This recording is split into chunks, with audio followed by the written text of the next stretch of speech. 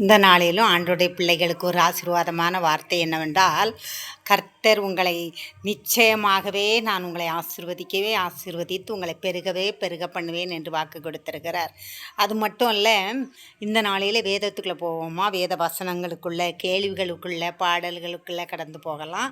இந்த நாளையிலையும் தேவ பிள்ளைகளே, இந்த நாளையில் உங்கள் மத்தியில் ஒரு வேதத்திலிருந்து ஒரு கேள்வி கேட்குறேன். ராஜாவின் பள்ளத்தாக்கிலே நிற்குது ஒரு தூணு, அதற்கு என்ன பேர்? அது மட்டும் இல்லை, இன்றைக்கி ஒரு 5 கேள்வி கேட்குறேன். அநேகர் எதிர்பார்க்குறீங்க. ஒரு 5 கேள்வி போடுறேன். வாசற்படியில் நிற்பவர் யார்? வாசற்படியில் நிற்பவர் யார் என்று கண்டுபிடிச்சு போடுங்க. அது மட்டும் இல்லை, பாவம் எதை பிறப்பிக்கும்?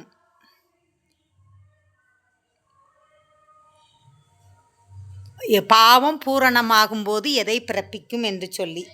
அது மட்டும் இல்லை, ஆக்கினைக்கு தீர்க்கப்படாதபடிக்கு என்ன செய்யணும்? ஆக்கினைக்கு தீர்க்கப்படாதபடிக்கு என்ன செய்ய வேண்டும் என்று சொல்லி ஒரு கேள்வி. அது மட்டும் இல்லை, எது பலனுள்ளதாக இருக்கிறது என்று சொல்லி வேதத்திலிருந்து இன்றைக்கி ஒரு கேள்வி. 5 கேள்விகளையும் இன்றைக்கி கண்டுபிடிச்சி போடுங்க.